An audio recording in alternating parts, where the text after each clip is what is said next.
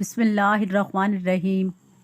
بے نمازی کا انجام۔ السلام علیکم ورحمۃ اللہ وبرکاتہ۔ قضا کرنے کی بہت سزائیں ہیں، نماز کو ان کا وقت گزار کر پڑھنے کی بہت سزائیں ہیں۔ یاد رکھیں، ہر عاقل بالغ مرد و عورت مسلمان پر روزانہ 5 وقت کی نماز فرض ہے۔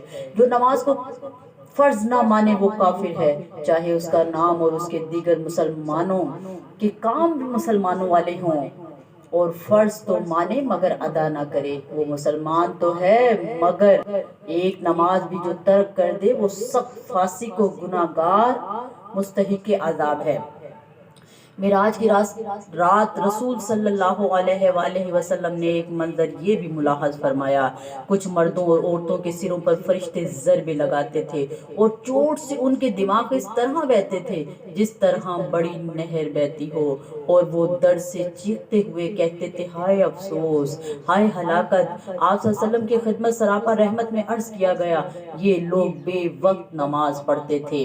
سر کچلنے کی سزا۔ آپ صلی اللہ علیہ وآلہ وسلم نے صحابہ کرام سے فرمایا، آج رات 2 شخص یعنی جبریل اور میکائیل میرے پاس آئے اور مجھے ارض مقدسہ میں لے آئے، اور میں نے دیکھا کہ ایک شخص لیٹا ہے اور اس کے سرہانے ایک شخص پتھر اٹھائے کھڑا ہے اور پے در پہ پتھر سے اس کا سر کچل رہا ہے۔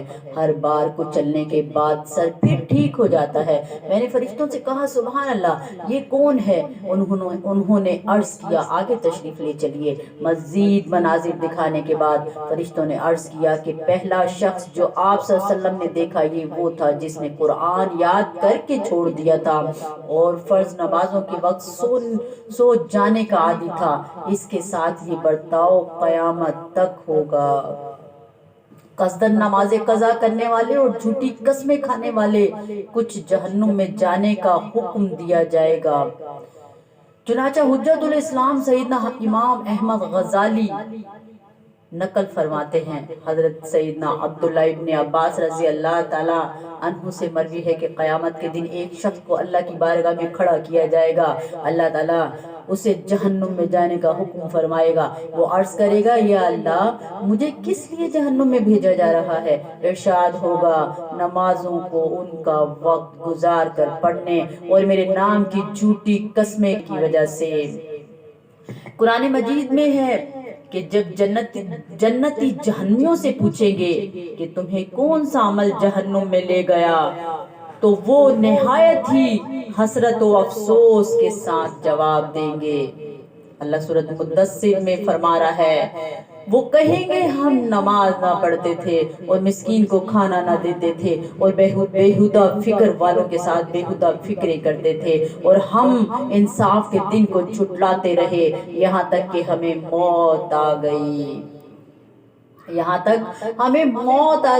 پھر اللہ تعالیٰ سورۃ مریم میں فرما رہا ہے، تو ان کے بعد ان کی جگہ وہ ناخلف آئے جنہوں نے نمازیں گوائیں اور اپنی خواہشوں کے پیچھے ہوئے، تو ان قریب وہ دوزخ میں غی کا جنگل پائیں گے۔ مذکورہ بالا آیات مقدسہ سورۃ مریم میں غی ہے۔ غی جہنم کی ایک خوفناک وادی کا نام ہے، اس کی گہرائی سب سے زیادہ ہے۔ اس میں ایک ہولناک کنواں ہے جس کا نام ہب ہے۔ جب جہنم کی آگ بجھنے پر آتی ہے، اللہ تعالیٰ اس کنویں کو کھول دیتا ہے جس سے وہ بدستور بھڑکنے لگتی ہے۔ یہ ہولناک کنواں بے نمازیوں، زانیوں، شرابیوں، سود خوروں اور ماں باپ کو ایذا دینے والوں کے لیے ہے۔ ایک بزرگ رحمت اللہ کے بارے میں منقول ہے کہ وہ اکثر روتے رہتے تھے جب سبب کریا دریافت کیا جاتا تو فرماتے، میں سوچتا ہوں کہ اگر گناہوں کے سبب مجھے حمام کے گرم پانی میں غوطے دیے جائیں تب بھی میں اس کو برداشت نہیں کر سکتا، حالانکہ مجرموں کو جہنم کی آگ اور وہاں کے کھولتے ہوئے پانی میں غوطے دیے جائیں گے تو وہ کس طرح برداشت ہو سکے گا۔ قرآن پاک میں اللہ تعالیٰ ارشاد فرماتا ہے سورۃ الرحمن میں، یہ ہے وہ جہنم، یہ ہے وہ جہنم، یہ ہے وہ جہنم جسے مجرم جھٹلاتے ہیں، پھر سے کریں گے اس میں اور انتہا کے جلتے کھولتے پانی میں۔ حدیث پاک میں ہے جہنم میں ایک وادی ہے جس کا نام لملم ہے، اس میں اونٹ کی گردن کی طرح موٹے موٹے سانپ ہیں، ہر سانپ کی لمبائی 1 ماہ کی مسافت کے برابر ہے۔ جب یہ سانپ بے نمازی کو ڈسے گا اس کا زہر اس کے جسم میں 70 سال تک جوش مارتا رہے گا۔ اور جہنم میں ایک وادی ہے جس کا نام جب الحزن ہے، اس میں کالے خچر کی مانند بچھو ہیں، استغفر اللہ، ہر بچھو کے 70 ڈنگ ہیں اور ہر ڈنگ میں زہر کی تھیلی ہے۔ وہ بچھو جب بے نمازی کو ڈنگ مارتا ہے تو اس کا زہر اس کے سارے جسم میں سرایت کر جاتا ہے اور اس زہر کی گرمی 1000 سال تک رہتی ہے۔ اس کے بعد اس کی ہڈیوں سے گوشت جھڑتا ہے اور اس کی شرمگاہ سے پیپ بہنے لگتی ہے اور تمام جہنمی اس پر لعنت بھیجتے ہیں۔